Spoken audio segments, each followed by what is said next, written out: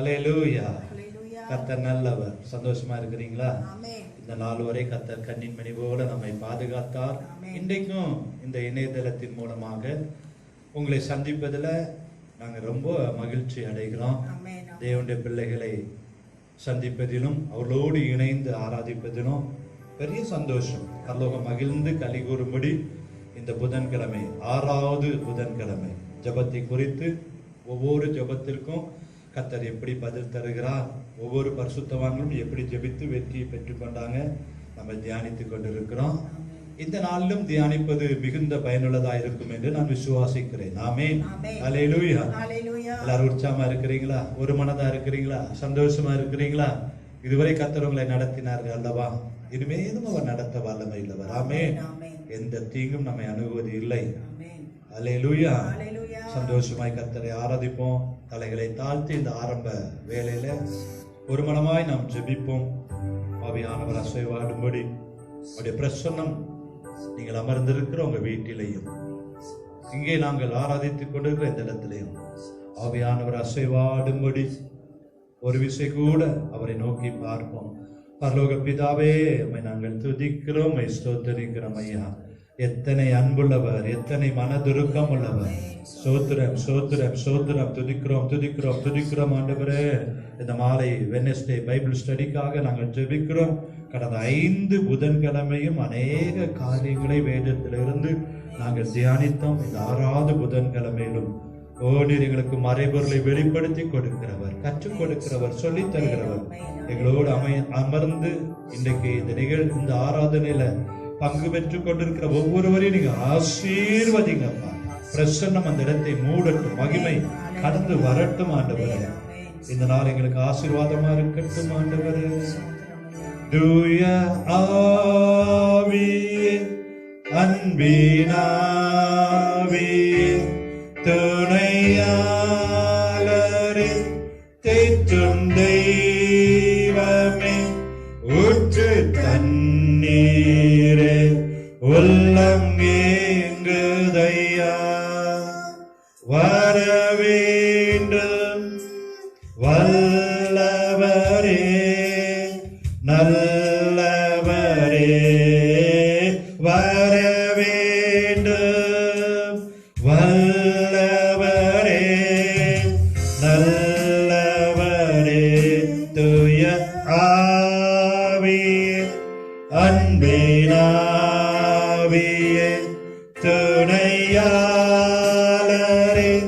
தேற்றும் தெய்வமே, ஊற்று தண்ணீரே, உள்ளம் ஏகுதையா, வர வேண்டும் வல்லவரே, நல்லவரே, வர வேண்டும் வல்லவரே.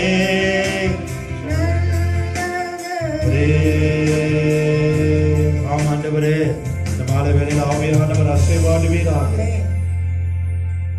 தொடர்ந்து எங்களை வழி நடத்துங்க. நாங்கள் பாடுகிற பாடல்கள் எல்லாவற்றையும் நீங்க ஆசீர்வதிங்க.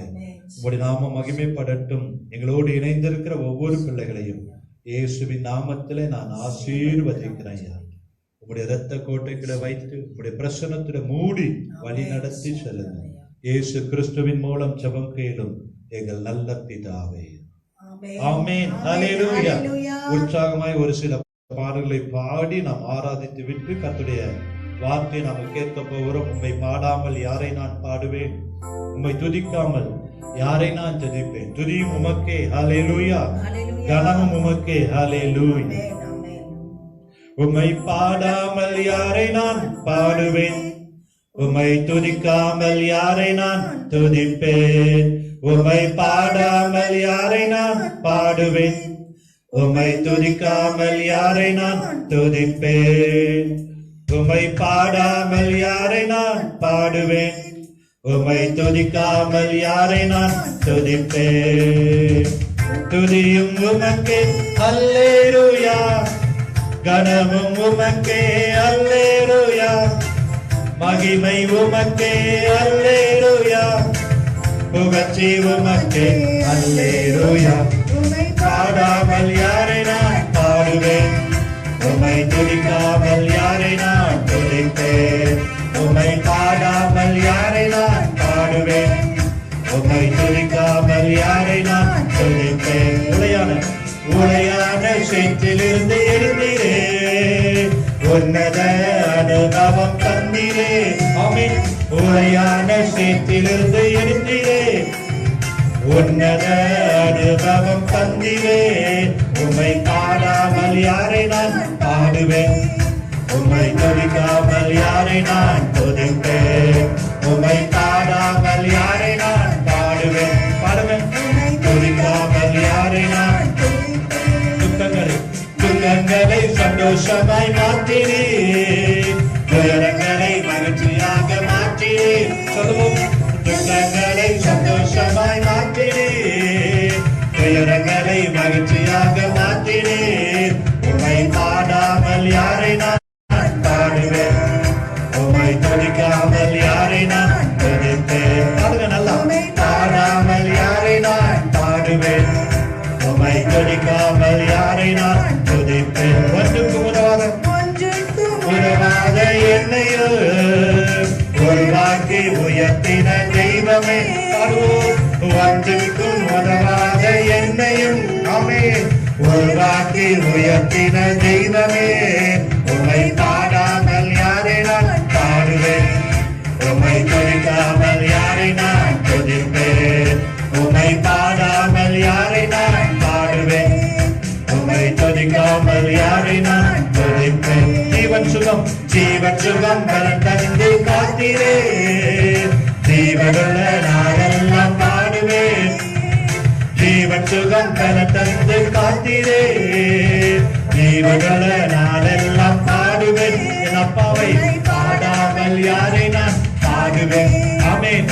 துதிக்காமல் யாரை நான் துதிப்பேன், உம்மை பாடாமல் யாரை நான் பாடுவேன்.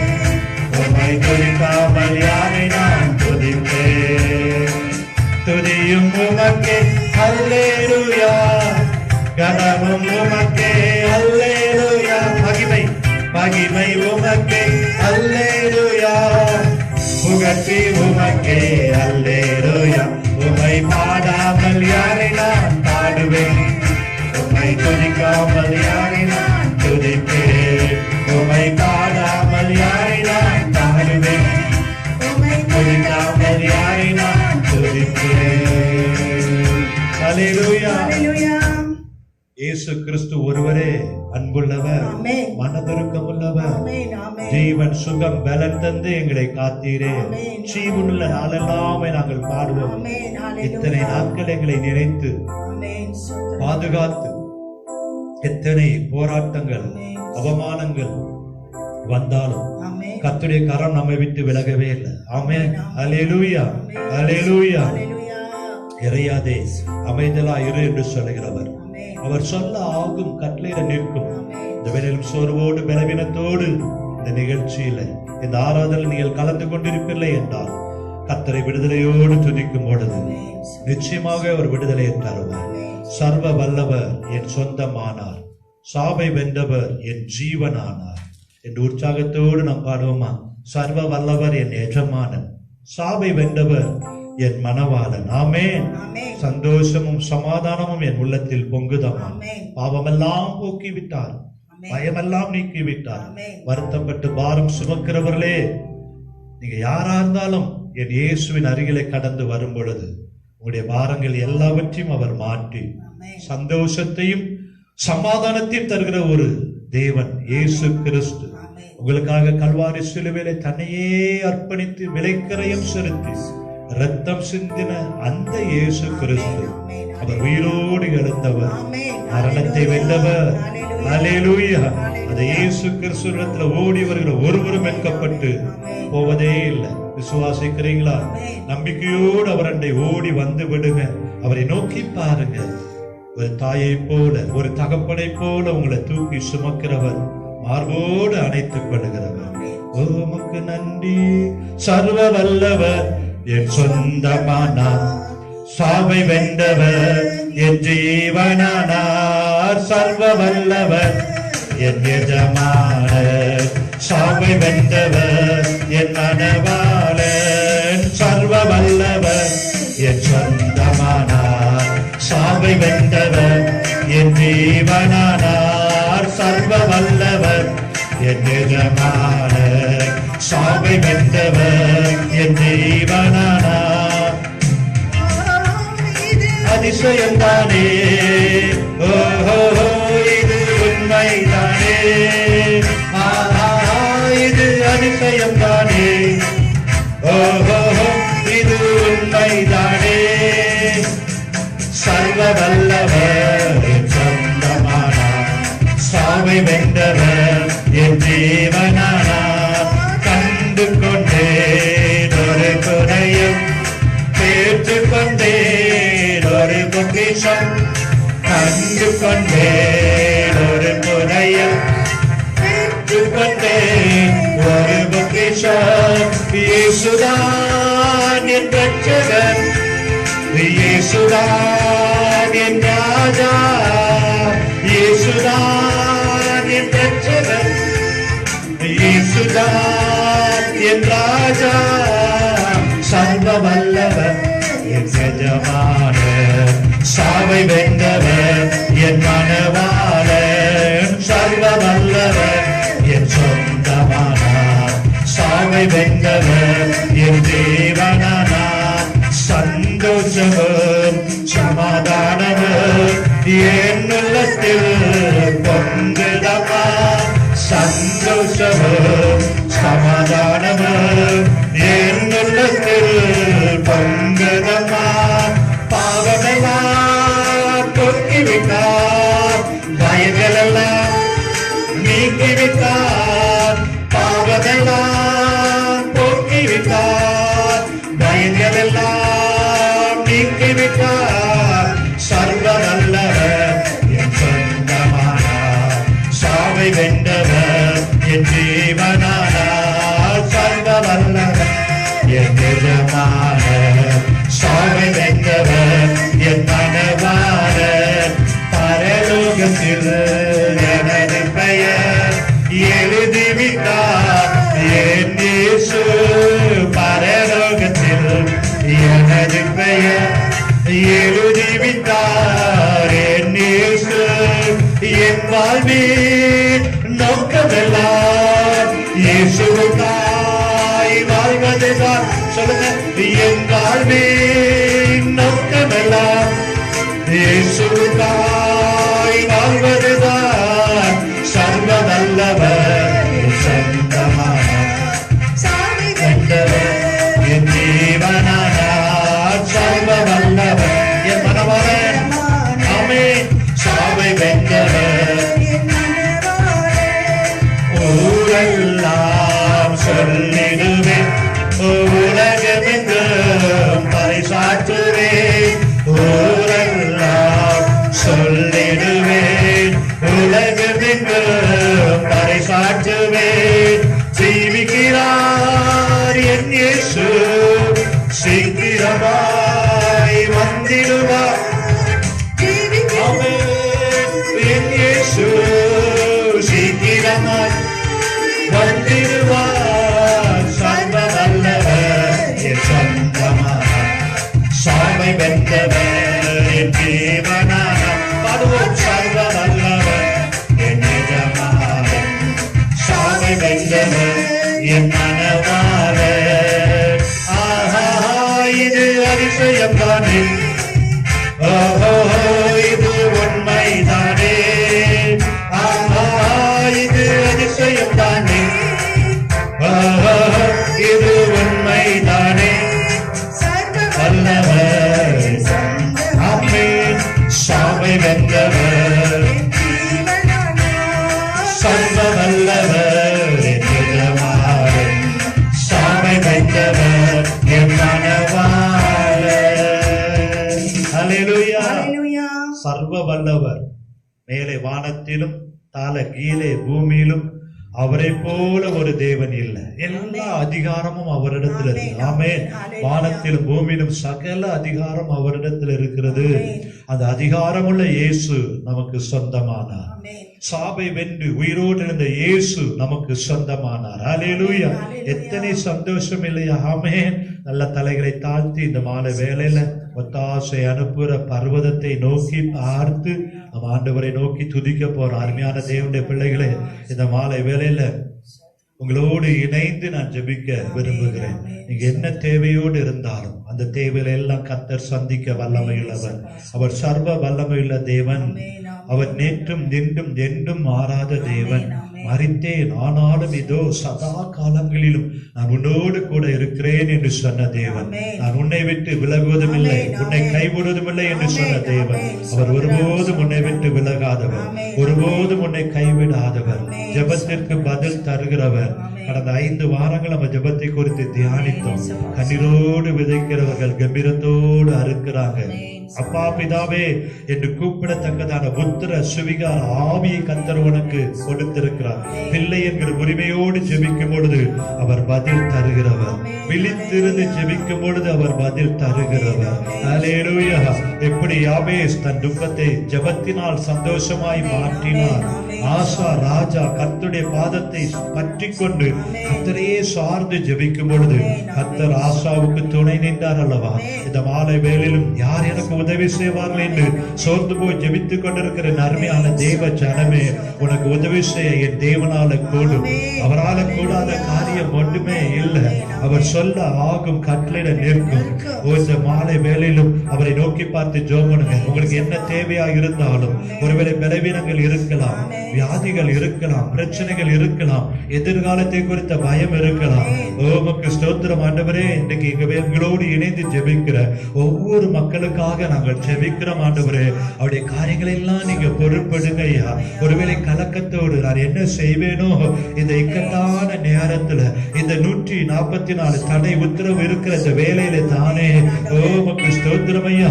அடைக்கப்பட்ட சூழ்நிலையில் இருக்கும் பொழுது கர்த்தர் ஒருவரே அன்றைக்கு யாக்கோபை நடத்தினது போல அருமையான பிள்ளைகளை கர்த்தர் நடத்துவீராக. இஸ்ரவேலை காக்கிறவர் உறங்குவதும் இல்லை, தூங்குவதும் இல்லை அல்லவா? உத்தமனுக்கு கர்த்தர் துணை அல்லவா? நீ தண்ணீர்களை கடக்கும் பொழுது உன்னோடு கூட இருப்பேன் என்று சொன்னீங்களே. அருமையான தேவ ஜனமே, நீ ஒருபோதும் பயப்படாது. நீ தண்ணீர்களை கடக்கும் பொழுது கர்த்தர் உன்னோடு கூட இருக்கிறார். ஆறுகளை கடக்கும் பொழுது அவைகள் உண்மையில் புரளுவது இல்லை. இன்னைக்கு புரண்டு வருகிற யோர்தான் போல காணப்படுகிறதோ அந்த யோர்தான் பின்னிட்டு திரும்பும். கர்த்தர் உனக்காக யாவையும் செய்து முடிக்கிற தேவனாய் இருக்கிறார். உமக்கு ஸ்தோத்திரம். அக்கினியில் நடக்கிற போற சூழ்நிலை காணப்படுகிறதோ அந்த அக்கினி உன்னை சேதப்படுத்த முடியாது. அதுக்கு சாத்ராக் மேஷாக் ஆபேத்நேகோ அக்கினியிலே நடந்தாலும் அக்கினி அவங்களை சேதப்படுத்த முடியல. எதிர்காலத்தை குறித்து கலங்கி கொண்டிருக்கிறாயோ, கடன் பிரச்சனையை குறித்து கலங்கி கொண்டிருக்கிறாயோ, உன்னுடைய வியாதியை குறித்து பயந்து கொண்டிருக்கிறாயோ, கர்த்தர் இன்னைக்கு உன்னை பார்த்து சொல்லுகிறார், நான் உனக்கு கேடகமா இருக்கிறேன், நான் உனக்கு பலனா இருக்கிறேன், ஏற்ற வேளையில உனக்கு சகாயம் செய்கிற தேவன். பரலோக பிதாவே, இன்னைக்கு எங்களோடு இந்த இணையதளத்துல இணைந்து ஜெபித்துக் கொண்டிருக்கிற ஒவ்வொருவருக்காக நாங்கள் ஒரு மனதோடு ஜெபிக்கிறோம் ஐயா. நீ சகல ஆறுதலின் தேவன் அல்லவா? ஒவ்வொரு சூழ்நிலையில் கர்த்தர் இப்பொழுதே மாற்றுவீராக. பிரச்சனைகளை மாற்றுவீராக, கலக்கங்களை மாற்றுவீராக, பயங்களை மாற்றுவீராக, கடன் பிரச்சனைகளை மாற்றுவீராக. ஒருவேளை எதிர்காலத்தை குறித்த பயங்கள் எல்லாம் மாறட்டும் ஐயா. இப்பொழுதே கர்த்தர் கிருபை செய்வீராக. நோவாவுக்கு கர்த்தருடைய கண்களிலே கிருபை கிடைத்தது போல, லோத்துக்கு கிருபை கிடைத்தது போல, மோசேக்கு கரத்துல கிருபை கிடைத்தது போல இன்னைக்கு ஜெபித்துக் கொண்டிருக்கிற ஒவ்வொருவரையும் தொட்டு சுகமாக்குவீராக. ஒருவேளை எந்தெந்த பகுதியில வியாதிகள் காணப்படுகிறதோ, எந்தெந்த பகுதியில வியாதிகள் பலவீனங்கள் காணப்படுகிறதோ, இப்படி தழும்புள்ள கரம் தொடட்டும் ஆண்டவரே. மனதுருகி அற்புதங்களை செய்த தேவன் இப்பொழுதே ஒவ்வொரு வீட்டின் மேலும் நீர் ஆளுகை செய்வீராக. வேலை வாசல்கள் எல்லாம் திறக்கப்படட்டும் ஐயா. வரவேண்டிய பண உதவிகள் கிடைக்கட்டும் ஆண்டவரே. கர்த்தர் புதிய காரியத்தை செய்வீராக. முந்தின ஆலயத்தின் மகிமை காட்டிலும் பிந்தின ஆலயத்தின் மகிமை பெரிதாயிருக்கும் என்று சொன்னீங்களே. இந்த நாட்களிலே பிள்ளைகளை பலப்படுத்துவீராக, உருவாக்குவீராக, உன்னத பலத்தால இடைகட்டுவீராக. அளவில்லாத ஜபாவியை ஊற்றுங்க ஆண்டவரே, அளவில்லாத அபிஷேகத்தை ஊற்றுங்க ஆண்டவரே, அளவில்லாத வரங்கள் வல்லமைகளை தாங்க ஆண்டவரே. ஆண்டா விருகத்திற்கு ஒப்ப பலன், உன்னத பலனை நீங்க தாங்க. இம்மட்டும் இந்த பிள்ளைகளுடைய தேவைகள் எல்லாம் நீங்க சந்தித்தீங்களே, இனிமேலும் தேவைகளை சந்திக்க நீர் போதுமானவர். அல்லேலூயா. பஞ்ச காலத்துல சாரிபாத் விதவை நீங்க போஷித்தீங்க, எலியாவை போஷித்தீங்க.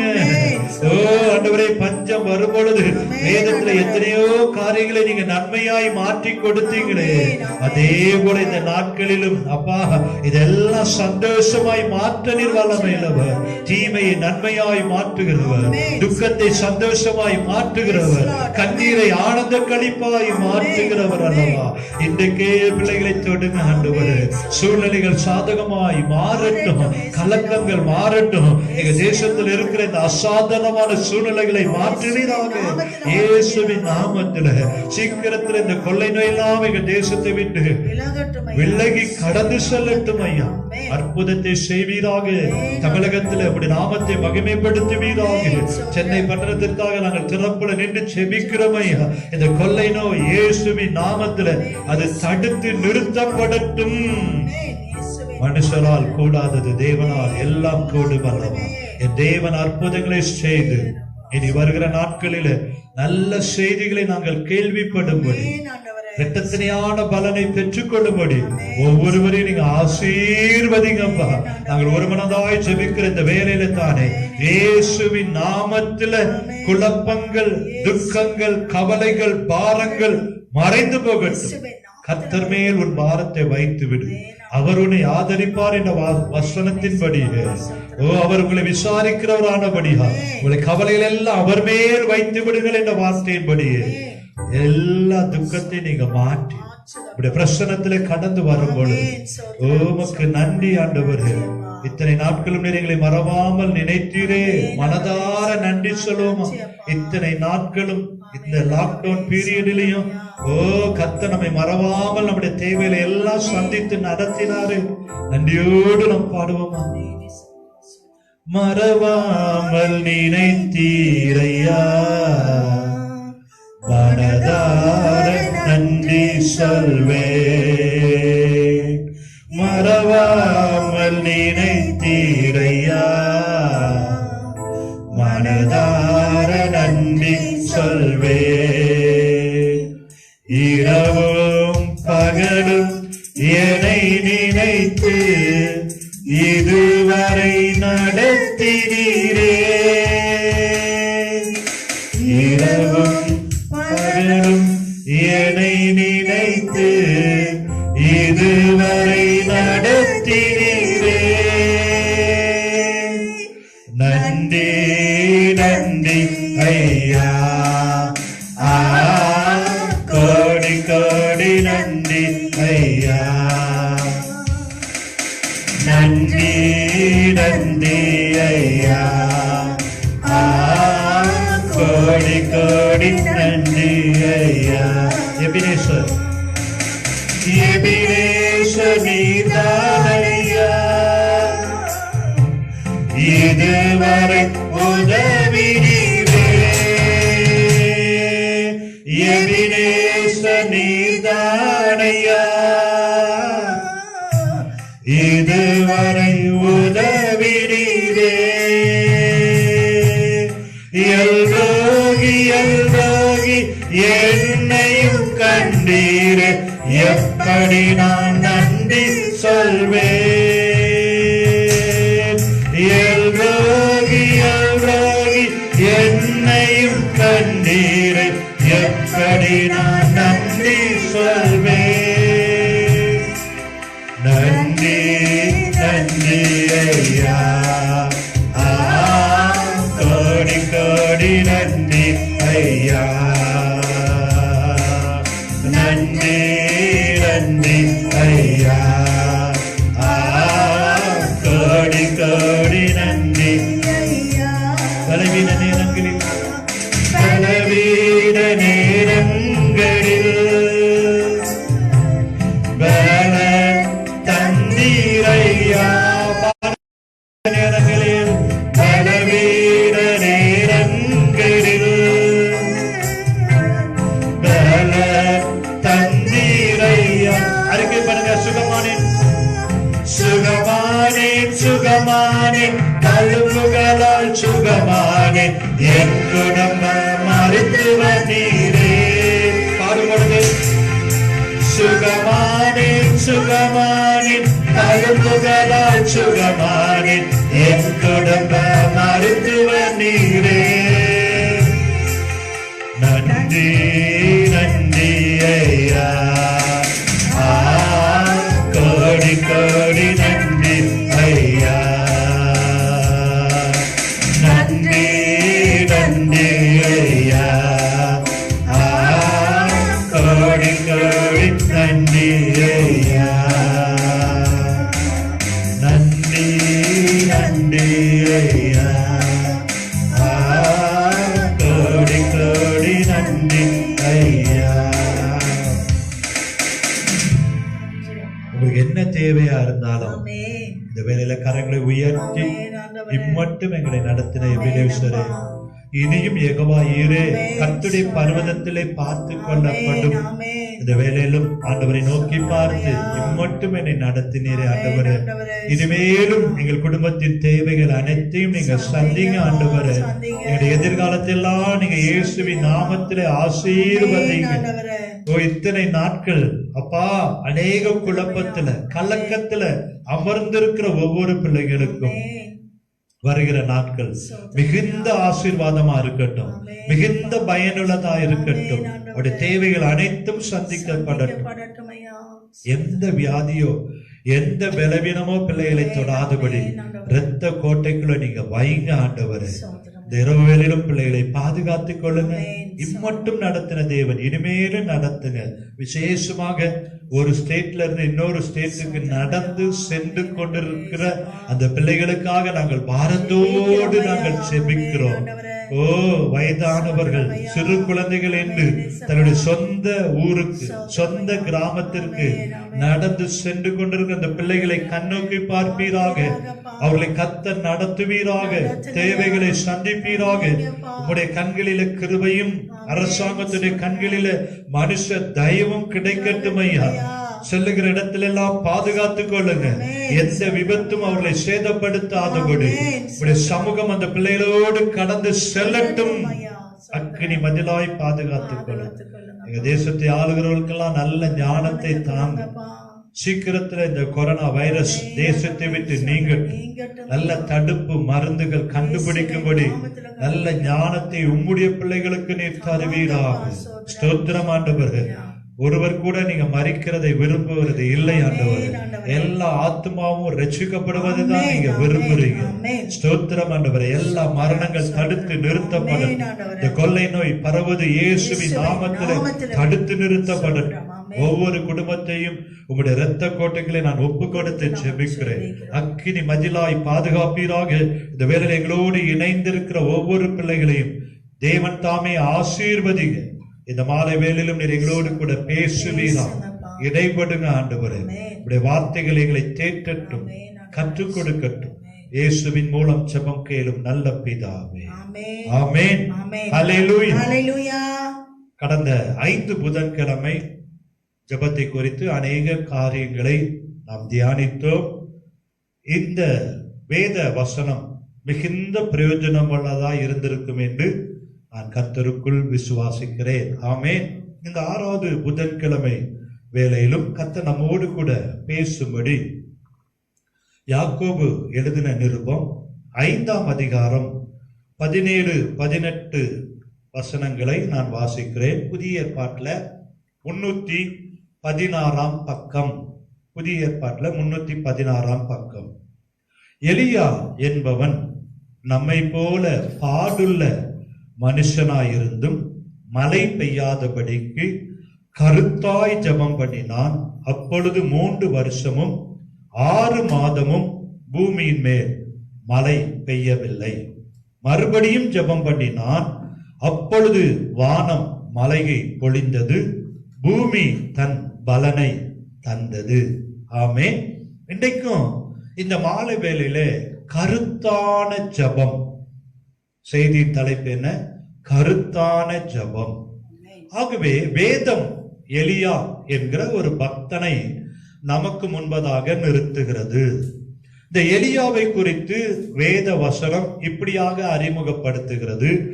எலியா என்பவன் நம்மை போல பாடுள்ள மனுஷனாய் இருந்தும் கருத்தாய் ஜெபம் பண்ணினான். இந்த தேவ மனுஷனை குறித்து வேதம் சொல்லுகிறது, எலியா என்பவன் நம்மை போல பாடுள்ள மனிதன். ஆமென். முதலாவது பாடுள்ள மனிதன், ஆனால் கருத்தாய் ஜெபம் பண்ணினான் என்று வேத வசனம் சொல்லுகிறது. அந்த கருத்தான ஜெபத்திற்கு கர்த்தர் என்ன கொடுத்தார்? பதிலை கொடுத்தார். அருமையான தேவனுடைய பிள்ளைகளே, எலியா என்று சொன்ன உடனே, எலியா என்றாலே அக்கினி ரதம், அக்கினிமயமாய் அக்கினியாய் இருக்கிறவர் என்றுதான் நம் நினைவுக்கு வரும். கர்த்தரே தேவன் என்று நிரூபித்தவர், அவருடைய ஜெபத்திற்கு கர்த்தர் பதில் கொடுத்தவர். இப்படி எலியா என்ற பெயரை சொன்னாலே நமக்குள்ள ஒரு சந்தோஷமும் ஒரு மகிழ்ச்சியும் உண்டாகும். ஆமா தானே? ஹல்லேலூயா. ஆனா அந்த எலியாவை குறித்து வேதம் அறிமுகப்படுத்தும் பொழுது நம்மை போல பாடுள்ள மனுஷன். ஏன் வேதம் அப்படி சொல்லுகிறது? ஒருவேளை நீங்க நினைக்கலாம், பெரிய பெரிய ஊழியக்காரர்கள், பரிசுத்தவான்கள், பக்தியுள்ளவர்கள் அப்படி ஜெபித்தாதான் கர்த்தர் பதிலை கொடுப்பார் என்று நீங்க நினைக்கலாம். நான் குடும்பத்தில் இருக்கிறேன், நான் வேலை ஸ்தலத்தில் இருக்கிறேன், பாடுகள் மத்தியில இருக்கிறேன், பூத்திரவங்கள் மத்தியில இருக்கிறேன், என் ஜெபத்தெல்லாம் கர்த்தர் கேட்பாரா? அப்படி நீங்க நினைத்து சோர்ந்து போய் விடக்கூடாது என்பதற்காக தான் வேதம் சொல்கிறது, எலியா என்பவன் உங்களையும் என்னையும் போல பாடுள்ள மனுஷனாய் இருந்தான். கர்த்தர் அவனுடைய ஜெபத்தையும் கேட்டார். ஏன் கேட்டார்? கருத்தாய் ஜெபம் பண்ணினான். ஹல்லேலூயா. அப்படி எலியாவை குறித்து என்ன பாடுகள் இருந்தது? இஸ்ரவேலின் தேவனாகிய கர்த்தருக்கு முன்பதாக நிற்கிற நான் சேலஞ்ச் பண்ணி வானத்தை அடைச்சு போட்டுறாரு, மழை பெய்யாதபடி. ஆனா அடுத்தாப்புல ஆண்டவர் சொல்றார், அப்பா நீ யோர்தானுக்கு அடுத்த கேரித் ஆற்றங்கரையில போ, அங்கே நான் காகங்களுக்கு கட்டளையிடுவேன், அந்த ஆற்றின் தண்ணீரை நீ குடி என்று அங்க அவர் கேரித் ஆற்றங்கரைக்கு அவர் அனுப்புகிறார். அவர் சாப்பாட்டுக்கு எதை எதிர்பார்த்து கொண்டிருக்கிறார்? காகத்தை எதிர்பார்த்து கொண்டிருக்கிறார். அப்புறம் கொஞ்ச நாள் அந்த ஆறு வற்றி போயிடுது. அடுத்தாப்புல அடுத்த ஸ்டேஜுக்கு போறாரு. சாரிபாத் ஒரு விதவை. பாருங்க, எலியா ஒரு பெரிய ஊழியக்காரரா இருந்தாலும் எலியாவை கர்த்தர் எங்க அனுப்புறாரு? ஒரு விதவை சாரிபாத் வீட்டுக்கு கர்த்தர் அனுப்புகிறார். பாருங்களேன். அப்போ எலியானோட பெரிய பணக்காரங்க வீட்டுகளோ வசதி படைத்த வீட்டுக்கு அனுப்பல, ஒரு விதவை வீட்டுக்கு அனுப்புகிறார். ஆகவேதான் எலியாவும் நம்மை போல ஒரு சாதாரணமான ஒரு எளிமையான வாழ்க்கை வாழ்ந்தவர். இதை எல்லாவற்றை காட்டிலும் யெசபேல் எலியாவை பழி வாங்குவதற்காக சபதம் எடுத்த பொழுது எலியா சொன்ன வார்த்தை என்ன தெரியுமா? போதும் கர்த்தாவே, என் ஆத்மாவை எடுத்துக்கொண்டு. பாருங்களேன், ஒரு சாதாரண மனுஷனை போல சிங்கம் போல கர்ஜித்த ஒரு எலியா இந்த பிரச்சனைகள் வந்த பொழுது போதும் கர்த்தாவே, என் ஆத்மாவை எடுத்துக்கொள்ளும் என்று சோர்ந்து போய் விடுகிறார். அப்படிப்பட்ட ஒரு சாதாரண எலியாவின் ஜெபத்தை கர்த்தர் கேட்டார். உங்களுடைய ஜெபத்தை கேட்காம இருப்பாரா? பதில் தராம இருப்பாரா? உங்களை பலப்படுத்தாமல் இருப்பாரா? உங்களுடைய ஜெபத்தை கர்த்தர் கேட்பார். ஆமென். சோர்ந்து போகாதீங்க. நம்ம செய்ய வேண்டியது என்ன? எலியா என்பவன் பாடுள்ள மனுஷனாய் இருந்தாலும் கருத்தாய் ஜெபம் பண்ணினான். அதுதான் ரொம்ப முக்கியம். கருத்தாய் ஜெபம் பண்ணும் பொழுது கர்த்தர் பதிலை தருவார். ஆமென். அப்படி எலியா என்ன கருத்தாய் ஜெபம் பண்ணினார், அதைத்தான் நம்ம தியானிக்க போகிறோம். நம்ம திருப்பிக் கொள்ளலாம். 1 ராஜாக்கள் 18ஆம் அதிகாரம் 36, 37 வசனம். 1 ராஜாக்கள் 18, 36, 37.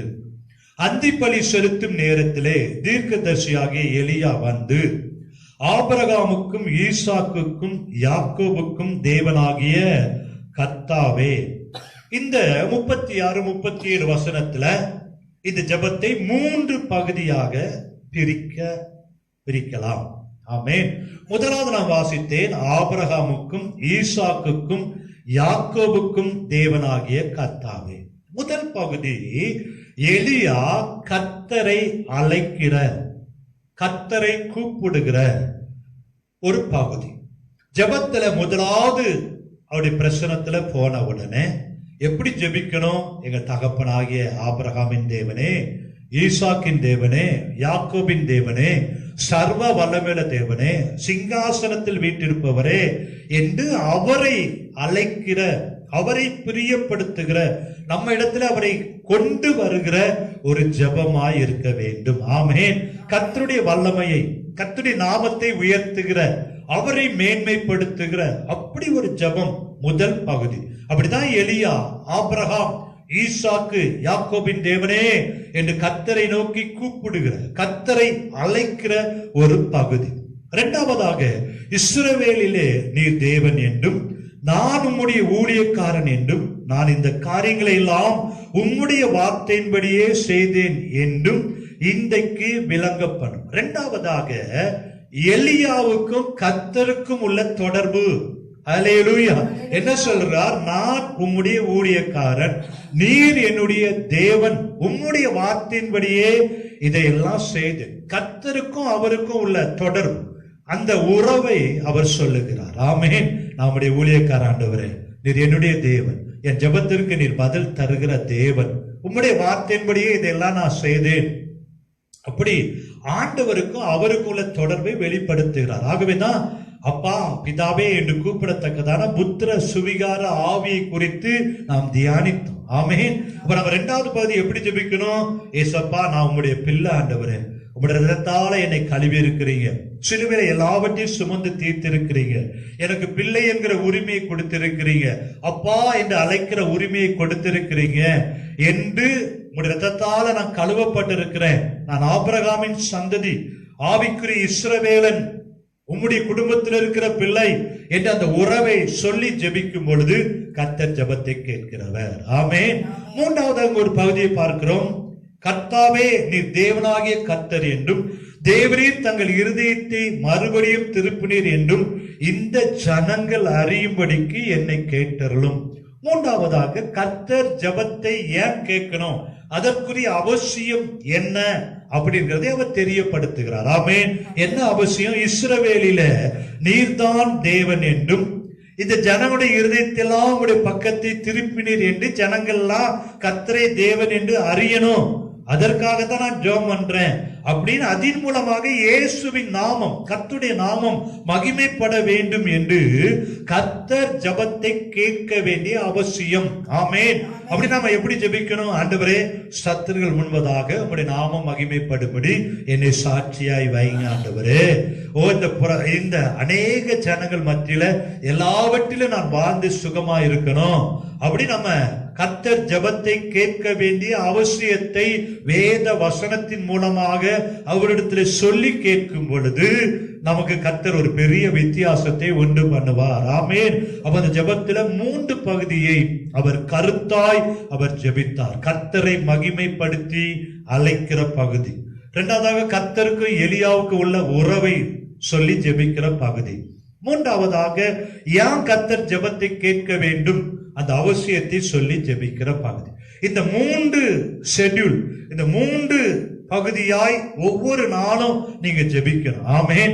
அப்படி கருத்தாய் நீங்க ஜெபிக்கும் பொழுது நிச்சயமாகவே கர்த்தர் உங்கள் ஜெபத்தையும் கேட்டு, எப்படி எலியா கருத்தாய் ஜெபித்த பொழுது வானத்தை கர்த்தர் அடைத்தாரோ, மீண்டும் ஜெபித்த பொழுது எப்படி வானத்தை திறந்தாரோ, இந்த கர்மேல் பர்வதத்திலே கர்த்தரே தேவன் என்று நிரூபிக்கும்படி அக்கினியை இறங்க பண்ணி பதில் கொடுத்தாரோ, அதே போல உங்கள் குடும்பத்திலேயும் உங்களுடைய ஜெபத்தை கேட்டு கர்த்தர் அற்புதத்தை செய்வார். ஆமென். அல்லேலூயா. இந்த நாட்களிலும் எலியா கருத்தாய் ஜெபம் பண்ணினான். நாமும் கருத்தாய் ஜெபிக்கும்படி கற்றுக்கொள்வோம். சபைக்கு வரும் பொழுது கர்த்தர் நிச்சயமாகவே உங்களை சாட்சியாய் கருத்தாய் ஜெபிக்கிற ஒரு எலியாவாய் கர்த்தர்களை மாற்றி கொண்டு வர போகிறார். நீங்க சபை கூடுதல்ல வரும் பொழுது, நீங்க வேலை ஸ்தலத்துல செல்லும் பொழுது, கர்த்தரே தேவன் நிரூபிக்கிற கருத்தாய் ஜெபிக்கிற ஒவ்வொருவரையும் கர்த்தர் எலியாவாய் மாற்ற வல்லமையுள்ள தேவனாய் இருக்கிறார். அல்லேலூயா. இப்பொழுது நாம் காத்து கொண்டிருக்கிறோம். அந்த எலியாவின் மேலிருந்த அபிஷேகம் எலிசா 2 மடங்கு பெற்றுக் கொண்டது போல அல்ல, 100 மடங்கு நீங்க விரும்புற அளவுக்கு கர்த்தர் அந்த அபிஷேகத்தை தந்து உங்களையும் அவர் பயன்படுத்த வல்லமையுள்ள தேவனாய் இருக்கிறார். ஹல்லேலூயா. விசுவாசிக்கிறீங்களா? சரி, இந்த ஜெபத்துக்கு கர்த்தர் என்ன பண்ணினாரு? பதிலை கொடுத்தார். 38ஆம் வசனத்துல கர்த்தரிடத்திலிருந்து அக்கினி இறங்கி அந்த சர்வாங்க தகன பலியையும் விறகுகளையும் கற்களையும் மண்ணையும் பட்சித்து வாய்க்கால் இந்த தண்ணீரையும் நக்கி போட்டது. ஜனங்கள் எல்லாரும் இதை கண்டபொழுது முகங்குப்புற விழுந்து கர்த்தரே தெய்வம், கர்த்தரே தெய்வம் என்றார். ஒரு தனி மனிதன் பாகால் தீர்க்கதரிசிகளுக்கு முன்பதாக 850 பாகால் தீர்க்கதரிசிகளுக்கு முன்பதாக கர்த்தரே தேவன் என்று கருத்தாய் ஜெபித்து அக்கினியை இறங்க பண்ணி ஜனங்களை எல்லாம் கர்த்தர் பக்கம் திருப்பினார். காரணம் என்ன? கருத்தாய் எலியா ஜெபித்தார். பாடுள்ள ஒரு மனிதன். ஆமென். உங்களுடைய ஜெபத்தை கர்த்தர் கேட்பார். நீங்க ஜெபிக்கிற ஜெபத்தை கர்த்தர் கேட்டுக்கொண்டு இருக்கிறார். என் ஜெபத்தை கர்த்தர் கேட்கவில்லையோ? சோர்ந்து போகாத. எலியாவும் பாடுள்ள மனிதன் தான். போதும் கர்த்தாவே, என் ஆத்மாவை எடுத்துக்கொள்ளும் என்று அந்த சோர்ந்து போன நேரத்துல கூப்பிட்ட ஒரு எலியா. உங்களுடைய வாழ்க்கையிலும் நீங்கள் அதே போல சோர்வுகள் வரலாம், பிரச்சனைகள் வரலாம். கலங்காதீங்க. கர்த்தர் உங்க ஜெபத்தை கேட்டு பதில் தருவார். ஆமென். இன்றைக்கும் இந்த மாலை வேளையில எலியா எப்படியெல்லாம் கருத்தாய் ஜெபித்து அக்கினியை இறங்க பண்ணினார், அதைத்தான் நாம் தியானிக்க போகிறோம். ஹல்லேலூயா. முதலாவதாக கர்மேல் பர்வதத்துல ஜனங்கள் எல்லாம் ஒரு பக்கத்துல நிற்கும் பொழுது, பாகால் தீர்க்கதரிசிகள் ஒரு பக்கத்துல நிற்கும் பொழுது, எலியா ஒரு இடத்துல நிற்கும் பொழுது, முதலாவதாக அவன் செய்த காரியம் 1 ராஜாக்கள் 18ஆம் அதிகாரம் 30ஆம் வசனம். அப்பொழுது எலியா சகல ஜனங்களையும் நோக்கி என் கிட்டே வாருங்கள் என்றான். ஹல்லேலூயா. முதலாவதாக எலியா கருத்தாய் செய்த ஜெபத்திற்கு பதில் வருவதற்கு, கர்த்தரே தேவன் என்று நிரூபிப்பதற்கு செய்த முதல் காரியம், சகல ஜனங்களையும் நோக்கி என்கிட்டே வாருங்கள் என்று அழைத்தான். ஆமென். இந்த மாலை வேளையிலும் அருமையான தேவனுடைய பிள்ளைகளே, கர்த்தர் நம்முடைய ஜெபத்தை கேட்க வேண்டும் என்றால், கர்த்தர் நம்முடைய ஜெபத்திற்கு பதில் தர வேண்டும் என்றால், நம் குடும்பத்திலே அற்புதங்கள் நடக்க வேண்டும் என்றால், இந்த உபத்திரவங்கள் எல்லாம் மாற வேண்டும் என்றால், ஒரு துக்கம் சந்தோஷமாய் மாற வேண்டும் என்றால், ஆண்டவரை பார்த்து சொல்லணும், ஆண்டவரே, இன்னும் நான் உம்மண்டை நெருங்கி கிட்டி சேருகிறேன். என்னை இழுத்துக் கொள்ளும் ஆண்டவரே. கணுக்கால் அளவு அல்ல, முழங்கால் அளவு அல்ல, நீச்சலாலம் என்னை கொண்டு செல்லுங்க. இன்னுமே நான் அறிய விரும்புறேன், இன்னும் மோடு நெருங்க விரும்புகிறேன், உங்களுடைய பிரசனத்துல கடந்து வர விரும்புகிறேன். இந்த லாக்டவுன் பீரியட்ல, இந்த ஊரடங்கு உத்தரவு நேரத்துல அநேக ஜெபிக்கிற வாய்ப்பை எனக்கு கொடுத்திருக்கிறீங்களே, இன்னும் வந்து நான் நெருங்கட்டும், இன்னும் வேத வசனத்தை நெருங்கி வாசிக்கட்டும், இன்னும் பிரசனத்தை உணர்ந்து நான் ஜெபிக்கட்டும், இன்னும் உமோடு நான் நெருங்கி கிட்டி வந்துடட்டும் என்று ஆசையோடு என்னை இழுத்துக்கொள்ளும் ஆண்டவரே. வாரும் என் நேசரே, உமோடு பிரசனத்துல நான் ஜெபிக்க விரும்புகிறேன், ஆவியானவரோடு இணைந்து ஜெபிக்க விரும்புகிறேன் என்று ஆண்டவரை நீங்க நெருங்கி நெருங்கி கிட்டி சேரும் பொழுது நிச்சயமாகவே கர்த்தர் உங்கள் ஜெபத்தை கேட்டு பதிலை தர வல்லமையுள்ளவராய் இருக்கிறார். ஹல்லேலூயா. அதுக்கு கெனசரேத்து கடற்கரை அருகில லூக்கா 5ஆம் அதிகாரம் 1ஆம் வசனத்துல கெனசரேத்து கடலில இயேசு நடந்து செல்லும் பொழுது அவருடைய வசனத்தை கேட்கும்படி திரளான ஜனங்கள் அவரிடத்துல நெருங்கினார்கள் என்று பார்க்கிறோம். ஆமென். யாரெல்லாம் இயேசுவை தேடி நெருங்குகிறார்களோ, இயேசுவை பார்க்கும்படி ஓடி வருகிறார்களோ, அவருடைய வாழ்க்கையில கர்த்தர் அற்புதங்களை செய்கிறார். ஆமென். இயேசு நல்லவர் என்று விசுவாசித்து அவர் அண்டை வருகிற ஒருவர் கூட வெட்கப்படுவதே இல்ல. 12 வருடமாய் பெரும்பாலுள்ள ஸ்திரீ விசுவாசத்தோடு இயேசுவை நெருங்கி வந்த பொழுது, அவருடைய வஸ்திரத்தை தொட்ட பொழுது சுகம் உண்டாயிற்று. ஆமென். ஒரு 100க்கு அதிபதி இயேசுவை தேடி நெருங்கி வந்த பொழுது அவருடைய வேலைக்காரனுக்கு கர்த்தர் சுகத்தை கொடுத்தார். யார் யாரெல்லாம் இயேசு அப்பாவிடத்துல நெருங்குகிறார்களோ, அவருடைய அன்புக்குள்ள ஓடி வருகிறார்களோ, அவருடைய செட்டைகளின் மறைவில தேடி வருகிறார்களோ, கர்த்தர் அற்புதங்களை செய்வார். ஹல்லேலூயா. அன்றைக்கு ரூத் அப்படிதான் இஸ்ரவேலின் தேவனாகிய செட்டைகளுக்குள்ள ஓடி நெருங்கி வந்தால் கர்த்தர் அவளுக்கு நிறைவான பலனை கொடுத்தார். அதே தேவன் நெருங்கும் பொழுது, அவருடைய பிரசன்னத்துல, ஜெபத்துல அவரோடு இன்னும் உறவாடும் பொழுது, அவரோடு சஞ்சரிக்கும் பொழுது கர்த்தர் நிச்சயமாகவே உங்கள் ஜெபத்திற்கும் பதில் தருவார். அதுதான் கருத்தாய் எலியா செய்த காரியம். என்ன? இன்னும் ஒன்றை நெருங்கணுமே, இன்னுமே அறியணுமே, அவருடைய பிரசனத்துக்குள்ள ஓடி வரணுமே. ஜனங்களை எல்லாம் கிட்டே வாருங்க, அவருடைய பிரசனத்துக்குள்ள வாங்க, அவருடைய சமூகத்துல ஓடி வாங்க என்று கிட்டி சேர பண்ணினான். அல்லேலூயா. இந்த இரவிலும் நீங்க உங்களுடைய ஜெபம் கேட்கப்பட வேண்டும் என்றால் ஆண்டவரோடு இன்னும் நீங்க நெருங்கி வாங்க. அவருடைய வேதத்தை இன்னும் ஆழமா வாசிங்க, இன்னும் அவருடைய ஜெபத்தின் ஆழத்துல கடந்து வாங்க. கர்த்தர் நிச்சயமாகவே உங்களுடைய ஜெபத்திற்கும் அவர் பதில் தர வல்லமையுள்ள தேவனாய் இருக்கிறார். ஹல்லேலூயா. இரண்டாவதாக வாசிக்கலாம். அங்க வாசித்து பார்த்தா தொடர்ந்து, சகல ஜனங்களும் அவன் கிட்டே வந்த பொழுது தகர்க்கப்பட்ட கர்த்தருடைய பலிபீடத்தை அவன் செப்பனிட்டான். இரண்டாவதாக தகர்க்கப்பட்ட கர்த்தருடைய பலிபீடத்தை செப்பனிட்டான். கர்மேல் பர்வதத்துல அங்கே ஒரு பலிபீடம் இருக்கு, அது தகர்க்கப்பட்டு கிடக்கிறது. தகர்க்கப்பட்ட பலிபீடத்துல அக்கினி இறங்க பண்ண முடியாது. அவன் எலியா இரண்டாவதாக செய்த காரியம், தகர்க்கப்பட்ட பலிபீடத்தை அவன் செப்பனிட்டான், தகர்க்கப்பட்ட பலிபீடத்தை கட்டினான்.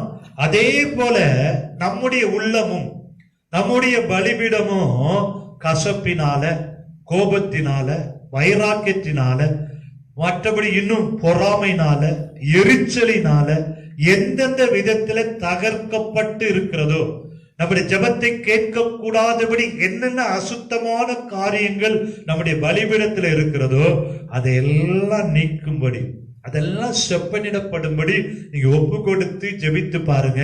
ஏன்னா பரிசுத்தம் இல்லாமல் ஒருவனும் தேவனை தரிசிக்கவே முடியாது. இருதயத்தில் சுத்தம் உள்ளவர்கள் பாக்கியவான்கள், அவர்கள் தேவனை தரிசிப்பார்கள். ஆமென், அல்லேலூயா.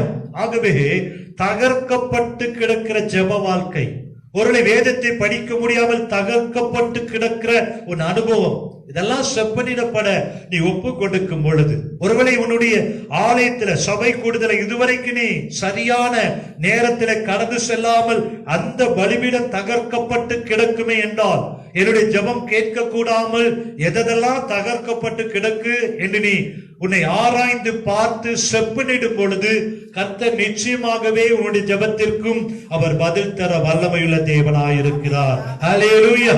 லூக்கா 5ஆம் அதிகாரம் 2ஆம் வசனத்துல அன்றைக்கு வாசித்து பார்த்தோம் என்றால், அன்றைக்கு சீஷர்களை தேவன் தெரிந்து கொள்வதற்கு முன்பதாக அங்கு சீஷர்கள் கடற்கரையில தங்களுடைய வலைகளை அலசி கொண்டிருந்தார்கள். லூக்கா 5ஆம் அதிகாரம் 2ஆம் வசனத்துல பேதுரு மீன் கிடைக்காத அந்த வலை என்ன பண்ணி கொண்டிருந்தார்?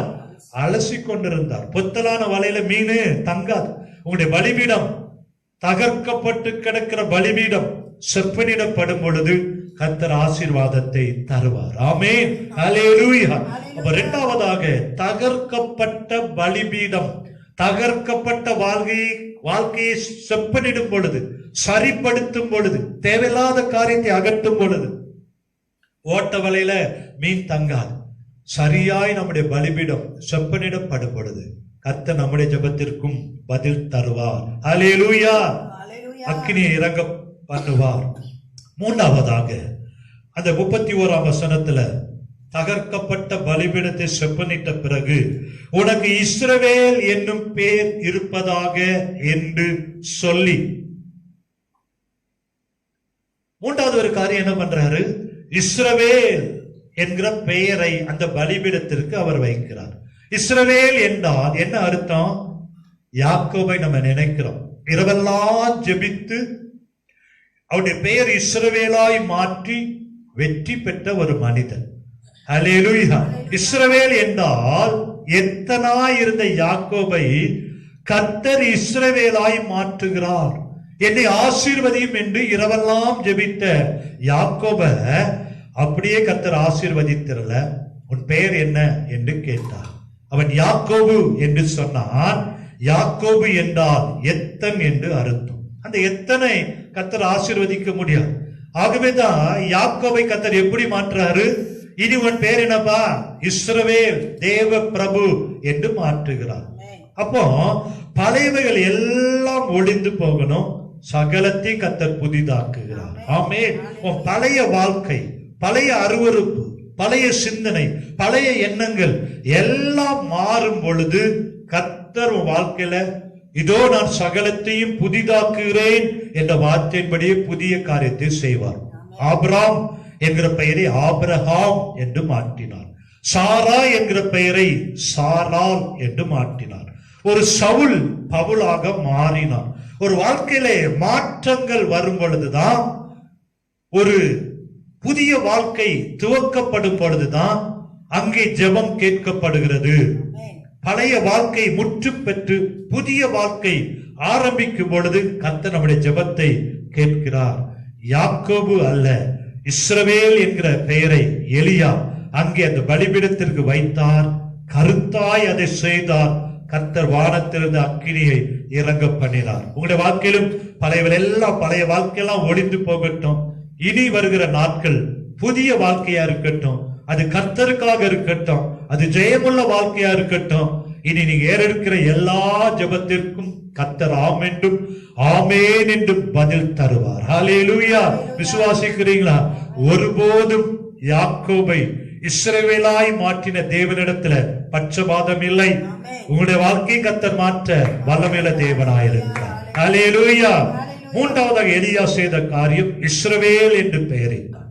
நான்காவதாக 18ஆம் அதிகாரம் 31, 32 அங்கே வாசிக்கலாம்.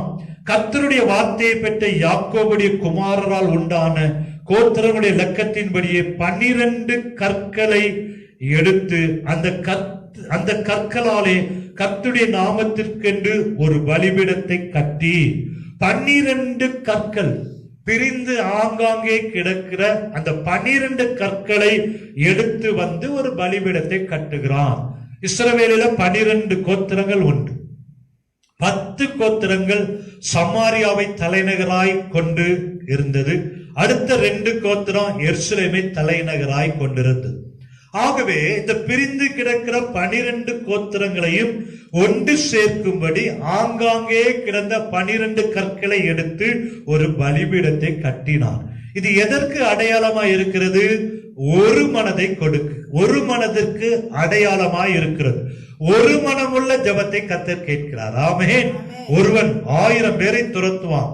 2 பேர் ஒருமனப்படும் பொழுது 10000 பேரை துரத்துவார்கள். அல்லேலூயா. ஆகவேதான் ஆதி அப்போஸ்தலர்கள் ஒரு மனமா எங்கெல்லாம் ஜெபித்தாங்களோ அங்கே அற்புதங்களை கர்த்தர் செய்தார். ஆமென். அல்லேலூயா. நம்ம கூட ஒரு கதையை படிச்சிருப்போம். 4 பசுக்கள் ஒன்றா இருக்கிற வரைக்கும் சிங்கத்தால அந்த பசுக்களை சேதப்படுத்தவே முடியல. ஆனா நரி வந்து அந்த 4 பசுக்களையும் பிரித்த பொழுது ஈஸியா சிங்கம் பசுக்களை ஒவ்வொரு நாளும் அடித்துக் கொண்டு மேற்கொண்டது. அதே போல குடும்பத்தில் நீங்க ஒரு மனமாய் ஜெபிப்பீர்கள் என்றால், சபைக்கு வரும் பொழுது ஒரு மனமாய் கர்த்தரை ஆராதிப்பீர்கள் என்றால், ஒரு காரியத்தை குறித்து ஒரு மனமோடு நீங்கள் ஜெபிக்கும் பொழுது பரலோகம் ஆம் என்றும் ஆமேன் என்றும் பதில் தரும். ஆமேன். விசுவாசிக்கிறீங்களா? அன்றைக்கு 120 பேர் மேல் வீட்டறையில ஒரு மனதோடு காத்திருந்த பொழுது அங்க ஆவியானவர் பலமாய் இறங்கி வந்தார். அல்லேலூயா. ஒரு மனமுள்ள குடும்பத்தை, ஒரு மனதோடு ஜெபிக்கிற குடும்பத்தை, ஒரு மனதோடு ஜெபிக்கிற சபையை, எங்கெங்கெல்லாம் ஒரு மனம் காணப்படுகிறதோ அங்கே கர்த்தரே தேவன் என்று நிரூபிக்கும்படி ஆவியானவர் பலத்த அபிஷேகத்தை தருவார், பெரிய எழுப்புதலை தருவார். உங்கள் குடும்பம் ஒரு மனமாய் ஜெபத்திலே நிற்கும் பொழுது கர்த்தர் பெரிய காரியங்களை உங்கள் குடும்பத்திலே செய்ய அவர் வல்லமையுள்ள தேவனாய் இருக்கிறார். ஹல்லேலூயா. ஆகவேதான் அந்த 12 கற்களையும் ஆங்காங்கே இருந்த கற்களை எடுத்துக்கொண்டு வந்து ஒரு பலிபீடத்தை கட்டினார். ஒரு மனதை குறிக்கிறது. ஹல்லேலூயா. தேசத்திற்காக நம்ம ஒரு மனதாய் ஜெபித்துக் கொண்டிருக்கிறோம். ஒரு எழுப்புதலுக்காக ஒரு மனதாய் ஜெபித்துக் கொண்டிருக்கிறோம். இந்த ஜெபத்தை பரலோகம் கேட்டுக் கொண்டிருக்கிறது. நிச்சயமாகவே கர்த்தர் பதிலை தருவார். விசுவாசிக்கிறீங்களா? இந்த நாட்களை நல்லா நீங்க குடும்பத்தோடு இருக்கிற சந்தர்ப்பத்தை கர்த்தர் கொடுத்திருக்கிறார். குடும்பமாய் நீங்கள் ஜெபிக்கும் பொழுது குடும்பத்தில் இருக்கிற சாபங்கள், குடும்பத்தில் இருக்கிற வியாதிகளை கர்த்தர் நிச்சயமா மாற்றுவார். அநேக சந்தர்ப்பத்தை இந்த நாட்களில குடும்பமாய் இணைந்து ஜெபிக்கும்படி கர்த்தர் உங்களுக்கு வாய்ப்பை கொடுத்திருக்கிறார். ஒவ்வொரு குடும்பத்திலே நல்ல குடும்ப ஜெபமாய் இணைந்து நீங்கள் ஜெபிக்கும் பொழுது இந்த நாட்களில் உங்கள் குடும்பத்துல பெரிய மாற்றத்தை கர்த்தர் தரும். ஹல்லேலூயா. ஐந்தாவதாக 1 ராஜாக்கள் 18:32 அந்த கற்களாலே கர்த்தருடைய நாமத்திற்கொண்டு பலிபீடத்தை கட்டி பலிபீடத்தை சுற்றிலும் தானியம் அளக்கிற 2 படி விதை விதைக்கத்தக்க இடமான ஒரு வாய்க்காலை உண்டாக்கி, அப்போ ஐந்தாவதாக 2 படி விதை விதைக்கத்தக்க இடமான ஒரு வாய்க்காலை உண்டாக்கி விறகுகளை அடுக்கினார். ஆமென். இது வாய்க்கால் என்ன என்று பார்த்தோமே என்றால், நீங்க காற்றையும் காண மாட்டீங்க, மழையும் காண மாட்டீங்க. இந்த பள்ளத்தாக்கு எங்கும் வாய்க்கால்களை வெட்டுங்கள், அதை தண்ணீரால நிரப்புவேன். இது ஆண்டவருக்கு அற்ப காரியம். வாய்க்காலை வெட்டுவது என்பது எதை குறிக்கிறது? விசுவாசத்தை குறிக்கிறது. ஹல்லேலூயா. நீங்க விசுவாசத்தோடு வாய்க்கால்களை வெட்டும் பொழுது கர்த்தர் தண்ணீரால நிரப்புவார். விசுவாசம் உள்ள ஜெபம் ஹல்லேலூயா பெரிய வெற்றியை கொண்டு வரும். எபிரேயர் 11:6 சொல்கிறது, விசுவாசம் இல்லாமல் தேவனுக்கு பிரியமா இருப்பது கூடாத காரியம். கர்த்தரிடத்துல எதையாயிரம் கேட்டா அதை கொடுப்பார் என்ற விசுவாசத்தோடு ஜெபிக்கணும். அதே போலதான் வாய்க்காலை வெட்டுவது என்பது எதற்கு அடையாளமா இருக்கு தெரியுமா? விசுவாச ஜெபத்திற்கு அடையாளமா இருக்கிறது. 2 படி விதை விதைக்கத்தக்கதான ஒரு வாய்க்காலை வெட்டினாராம். என்ன 2 படி? பழைய ஏற்பாடு புதிய ஏற்பாடு என்று 2 ஏற்பாடுகளை கர்த்தர் கொடுத்திருக்கிறார். விறகுகளை அடுக்கினார். நல்ல விசுவாசத்தோடு வாய்க்காலை வெட்டி பழைய ஏற்பாட்டிலையும் புதிய ஏற்பாட்டிலையும் இருக்கிற விசுவாசம் உள்ள வாக்குத்தத்த வசனம். ஆமென். நீங்க ஜெபிக்கிற ஜெபத்திற்கு நல்ல வாக்குத்தத்த வசனங்களை வேதத்துல கர்த்தர் கொடுத்திருக்கிற விசுவாச வார்த்தைகளை கர்த்தர் பரிசுத்தவான்களை எப்படியெல்லாம் பயன்படுத்தி இருக்கிறாரோ அந்த வார்த்தைகளை விசுவாசத்தோடு அந்த பரிசுத்தவான்களை போல நீங்க ஜெபிக்கும் பொழுது கர்த்தர் நிச்சயமாகவே விசுவாசம் உள்ள ஜெபத்திற்கு ஆம் என்றும் ஆமேன் என்றும் பதில் தருவார். ஹல்லேலூயா. 2 ராஜாக்கள் 3ஆம் அதிகாரம் 16-18 நீங்க வாசித்து பார்ப்பீர்கள் என்றால், இந்த பள்ளத்தாக்கு எங்கும் வாய்க்கால்களை வெட்டு அதை தண்ணீரால் நிரப்புவேன் என்று சொன்ன தேவன் அப்படியே வெட்டின பொழுது தண்ணீரால கர்த்தர் நிரப்பினார். ஆமென். அதே போலதான் இங்க எலியா விசுவாசத்தோடு வாய்க்கால்களை வெட்டும் பொழுது கர்த்தரே தேவன் என்று நிரூபிக்கும்படி அக்கினியை இறங்க பண்ணினார். ஹல்லேலூயா. ஹல்லேலூயா. இன்றைக்கு அந்த விசுவாசத்தை கர்த்தர் உங்களுக்குள்ள வைக்கட்டும். இந்த வருடத்தில் கர்த்தர் உங்களுக்கு கொடுத்த வாக்கு தத்தங்கள், ஒவ்வொரு மாதமும் கர்த்தர் உங்களுக்கு கொடுத்த வாக்கு தத்தத்தை மறந்துடாதீங்க. விசுவாசத்தோடு அதை தரிசனத்தோடு நீங்கள் ஜெபிக்கும் பொழுது, எதிர்பார்ப்போடு ஜெபிக்கும் பொழுது நிச்சயமாகவே உங்களுடைய கருத்தான ஜெபத்திற்கு தேவன் நிச்சயமாகவே பதில் தருவார். நம்புறீங்களா? ஹல்லேலூயா. கர்த்தர்களோடு பேசிக் கொண்டிருக்கிறார். ஆமென். 6ஆவதாக 18ஆம் அதிகாரம் 33ஆம் வசனத்துல விறகுகளை அடுக்கி ஒரு காளையை சந்து சந்தாக துண்டித்து விறகுகளின் மேல் வைத்தான். ஆமென். ஒரு காளையை எடுத்து சந்து சந்தாக துண்டித்து அந்த விறகுகளின் மேல் வைத்தான். காளை என்பது ஒரு சுத்தமான ஒரு மிருகம். ஏன் அந்த காளையை துண்டு துண்டாக அங்கே தேவனுக்கு பலிபீடத்துல அந்த விறகுகள் மேல் அடுக்கினான் என்றால், காளை என்பது எதை குறிக்கிறது தெரியுமா? இந்த காளமாட பார்த்திருக்கிறீங்களா? அது பாட்டுக்கு உழைச்சிட்டே இருக்கும். மாட்டு வண்டி, இந்த காலத்துல மாட்டு வண்டி இல்ல, அந்த காலத்துல மாட்டு வண்டி உண்டு. அந்த மாட்டு வண்டியில அந்த காளையை பூட்டி அப்படியே விட்டுட்டா அது பாட்டுக்கு போயிட்டே இருக்கும். ஏர் உழும் பொழுது அந்த ஏர் உழுறதுக்கு அந்த மாட்டு மேல வைத்து அது உழுதா அது பாட்டுக்கு சுத்தி சுத்தி வந்துட்டே இருக்கும். அப்போ இந்த காளை என்பது சுயம், அது பாட்டுக்கு ஓடிட்டு இருக்கும், அது பாட்டுக்கு அது வேலையை செய்துட்டே இருக்கும். அப்படிதான் அநேகர் வேலை வேலை வேலை, கர்த்தரை தேடுவதற்கே நேரம் இல்லை. தன்னுடைய சுய பலத்தினாலே சுயத்தையே சார்ந்து ஓடிக்கொண்டிருக்கிறான். ஆகவே இன்றைக்கு ஆண்டவரத்தில் சொல்லுங்க, ஆண்டவரே என் சுய பலத்தினால ஒன்றுமே செய்ய முடியாது, என் சுயத்தை எல்லாம் நான் அப்படியே அர்ப்பணிக்கிறேன் ஆண்டவரே. இனி நான் அல்ல, கிறிஸ்துவே என்னில் ஜீவிக்கிறீங்க. உம்முடைய சித்தத்திற்கு என்னை ஒப்பு கொடுக்கிறேன் என்று நீங்க ஒப்பு கொடுக்கும் பொழுது, எப்படி காளையை பலி செலுத்தினானோ அதே போல கர்த்தரை சார்ந்து கொள்ளும் பொழுது, கர்த்தருடைய சித்தத்திற்கு ஒப்பு கொடுக்கும் பொழுது, என்னை 100% அர்ப்பணிக்கிறப்பா. இதுவரைக்கும் என் சுய விருப்பத்தின்படியே, சுய எண்ணத்தின்படியே, சுய விருப்பத்தின்படியே, சுய ஆசையின்படியே ஓடிட்டே இருந்துட்டேன். இனி நான் எனக்காக வாழாம உமக்காக வாழுவேன் என்று உங்களை நீங்க பலிபீடத்தில் வைக்கும் பொழுது, கர்த்தர் உங்களை நடத்தும் பொழுது அது ஜெயமாய் மாறும். ஆமென். விசுவாசிக்கிறீங்களா? ஹல்லேலூயா. ஆகவேதான் கர்த்தர் மார்த்தாளை எச்சரித்தார். நீ அநேக காரியங்களை குறித்து கவலைப்படுகிறாய், தேவையானது ஒன்றே. மரியாள் தன்னை விட்டு எடுபடாத நல்ல பங்கை தெரிந்து கொண்டாள். ஆமென். இனி வருகிற நாட்கள் கர்த்தருக்காக அதிக நேரத்தை கொடுக்கிற, கர்த்தருக்காக செலவு பண்ணுகிற நாட்களாய் மாறட்டும். கர்த்தர் உங்களை நிச்சயமாகவே ஆசீர்வதித்து பெரிய காரியங்களை செய்வார். ஆமென். ஏழாவதாக சமயமாயிட்டு 18:34 பிற்பாடு அவன், நீங்கள் 4 குடம் தண்ணீர் கொண்டு வந்து சர்வாக தகன பலியின் மேலும் விறகுகள் மேலும் ஊற்றுங்கள் என்றான். பின்பு 2ஆம் தரமும் அப்படியே ஊற்றுங்கள் என்றான். 2ஆம் தரமும் ஊற்றினார்கள். அதற்கு பிறகு 3ஆம் தரமும் அப்படியே ஊற்றுங்கள் என்றான். 3ஆம் தரமும் ஊற்றினார்கள். அப்பொழுது தண்ணீர் பலிபீடத்தை சுற்றிலும் ஓடினது, வாய்க்காலையும் தண்ணீரால் நிரப்பினார்கள். ஹல்லேலூயா.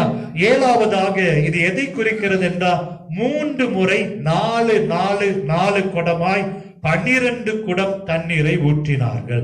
ஆமென். 12 ஜாதி, 12 கோத்திரமும் ஒரு மனமாய் கருத்தாய் ஜெபிக்கிற, கண்ணீரோடு ஜெபிக்கிற ஜெபத்திற்கு அடையாளமாய் இருக்கிறது. ஆமென். அதே போல நீங்க கர்த்தருடைய பாதத்துல உங்களுடைய கண்ணீரை ஊற்றும் பொழுது, கர்த்தருடைய பாதத்தில் உங்களுடைய கண்ணீரை ஊற்றும் பொழுது, கண்ணீரோடு விதைக்கிறவர்கள் கம்பீரத்தோட அறுவடை செய்வார்கள். கண்ணீரின் ஜெபத்திற்கு கர்த்தர் பதில் தருவார் என்று கடந்த வாரத்தில் அவன் தியானித்தோம். அப்படிதான் இங்க தண்ணீரை கொண்டு வந்து ஊற்றினதற்கு எதற்கு அடையாளம்? கண்ணீரோடு ஒரு காரியத்திற்கு ஜெபிக்கும் பொழுது ஒரு தகப்பன் தன் பிள்ளைக்கு இறங்குவது போல கண்ணீரின் ஜெபத்திற்கு கர்த்தர் பதில் தருவார். ஆமென். ஆகவேதான் எலியா 4 குடமாய் 3 முறை 12 குடம் தண்ணீரை அந்த வாய்க்கால்களை ஊற்றினான். அதே போல கர்த்தருடைய பாதத்துல என்ன தேவைக்காக கண்ணீரோடு ஜெபிக்கிறீர்களோ, இந்த இரவில தானே கர்த்தர் பதில் தர அவர் வல்லமையுள்ள தேவனாயிருக்கிறார். உடைய கண்ணீரை எல்லாம் கர்த்தர் துருத்தில வைத்திருக்கிறார். கடைசியாக 8ஆவதாக 18ஆம் அதிகாரம் 36ஆம் வசனத்துல, அந்திப்பலி செலுத்தும் நேரத்திலே தீர்க்கதரிசியாகிய எலியா வந்து. ஆமென். அப்போ எலியா எல்லா காரியத்தையும் செய்துவிட்டு ஒரு வேலைக்காக காத்திருந்தார். அது என்ன வேலை? அந்திப்பலி செலுத்துகிற வேலை. ஹல்லேலூயா. நீண்ட நாட்கள் காத்திருப்பது இருதயத்தை இளைக்க பண்ணும். விரும்பினது வரும்பொழுதோ ஜீவ விருட்சம் போல இருக்கும். ஹல்லேலூயா. ஆகவேதான் அன்றைக்கு கர்த்தர் ஆகார் இடத்துல சொன்னார், நீ உன் நாச்சார் இடத்துல போய் அடங்கி இரு, ஏற்ற வேளையில உன்னை நான் உயர்த்துவேன் என்று சொன்னார். அதே போல கர்த்தருடைய பாதத்துல நாம் காத்திருக்கும் பொழுது, அற்புதங்களுக்காய் காத்திருக்கும் பொழுது, கர்த்தர் ஏற்ற வேளையில நீ ஜெபித்த ஜெபத்திற்கு எப்போ பதில் தர வேண்டும் என்று பதில் தருவார். அது ஜீவ விருட்சமா இருக்கும், அது நன்மையா இருக்கும், அது ஆசீர்வாதமா இருக்கும்.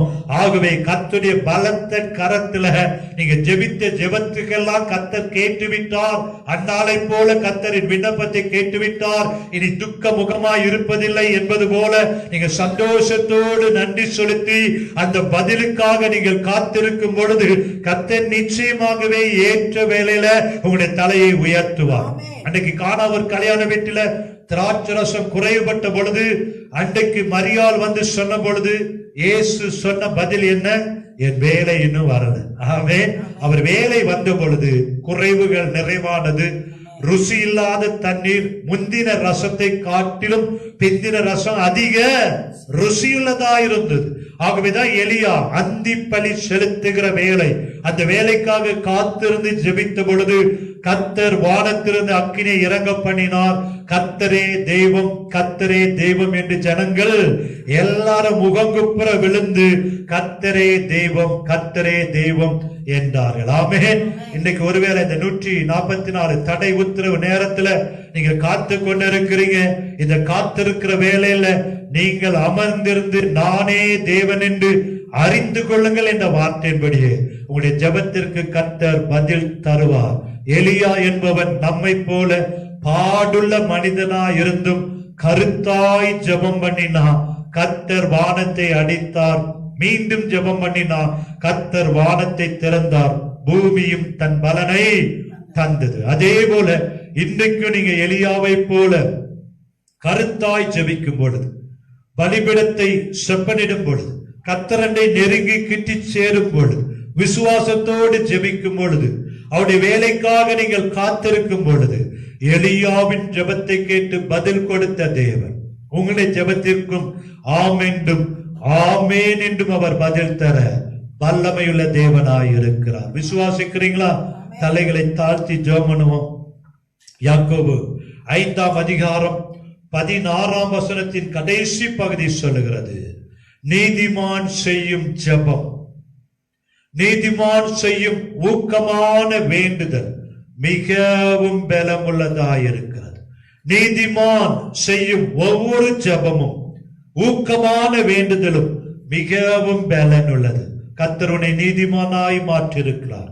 அவருடைய இரத்தத்தால் உன்னை கழுவி இருக்கிறார். ரட்சிப்பு என்கிற விலையேறப்பட்ட ஆசீர்வாதத்தை கர்த்தர் உனக்கு கொடுத்திருக்கிறார். பிள்ளை என்கிற உரிமையை கொடுத்திருக்கிறார். கலங்க வேண்டாம், சோர்ந்து போக வேண்டாம். உன்னை ராஜாக்களும் ஆசாரியமாய் கர்த்தர் உன்னை மாற்றி இருக்கிறார். எலியாவின் ஜெபத்திற்கு முன்பதாக வேதம் அறிமுகப்படுத்துகிறது, எலியா என்பவன் நம்மை போல பாடுள்ள மனுஷன். இந்த வேளையிலும் அருமையான தேவ ஜனமே, இதை கேட்டுக்கொண்டிருக்கிற அருமையான தேவனுடைய பிள்ளைகளே, என்னுடைய பாடுகள், என்னுடைய உபத்திரவங்கள், என்னுடைய நிந்தைகள் என்று சோர்ந்து போயிருக்கிறாயோ, கர்த்தர் உன் பாடுகளை, உன் கண்ணீரை, உன் வியாதியை, உன் துக்கத்தை அவர் மாற்ற வல்லமையுள்ளவர்.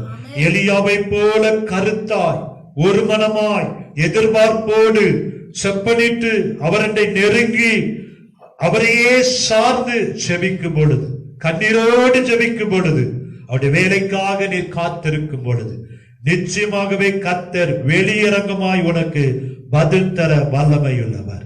பரலோக பிதாவே, இந்த வேலையிலும் இந்த 6வது புதன்கிழமையில நாங்கள் கருத்தாய் எப்படி ஜெபிக்க வேண்டும் என்று எலியா எப்படி வேதத்தில் எங்களுக்கு கற்றுக் கொடுத்தாரோ அதை நாங்கள் தியானித்தோம். அந்த வேத வசனத்தின்படி இன்னும் நாங்கள் உம்மை நெருங்கி கிட்டி சேரட்டும். இன்னும் எங்களுடைய பலிபீடம் செப்பனிடப்படட்டும். ஆண்டவரே, இன்னும் என்னென்ன காரியங்களை எங்களுக்கு சொல்லி கொடுத்தீரோ நல்ல ஒரு மனதை தருவீராக. கண்ணீரோடு நாங்கள் ஜெபிக்கட்டும். எங்களுடைய பழையவள் எல்லாம் ஒளிந்து போகட்டும். உங்களுடைய வேலைக்காக காத்திருக்கட்டும். எங்களுடைய சுயநல காரியங்கள் எல்லாம் விலகி 100க்கு உண்மையே நாங்கள் சார்ந்து கொள்ளட்டும். ஆண்டவரே, எலியா ஜெபித்த பொழுது எப்படி அக்கினி இறங்க பண்ணி கர்த்தரே தெய்வம் என்று ஜனங்கள் அறியும்படி அற்புதங்களை செய்தீரோ, அதே போல இந்த இரவு வேளையிலும் ஜெபிக்கிற ஒவ்வொரு பிள்ளைகளுடைய தேவன் ஜீவனுள்ள தேவன் என்று அறியும்படி, ஒருவரையும் வெட்கத்திற்கு ஒப்புக் கொடுக்காதபடி இப்பொழுதே அற்புதங்களை செய்வீராக. இப்பொழுதே வியாதிகள் மறைவதாக. இப்பொழுதே இருள் விலகுவதாக. சுகம் கடந்து வருவதாக. ஆரோக்கியம் வருவதாக. இயேசுவின் நாமத்திலே தேவைகள் சந்திக்கப்படுவதாக. புதிய வாசல்கள் திறக்கப்படுவதாக. எல்லா சாபங்கள் மறைந்து போகட்டும். இரத்த கோட்டைக்குள்ள வைங்க, ஆசீர்வதிங்க, பொறுப்பெடுத்துக் கொள்ளுங்க.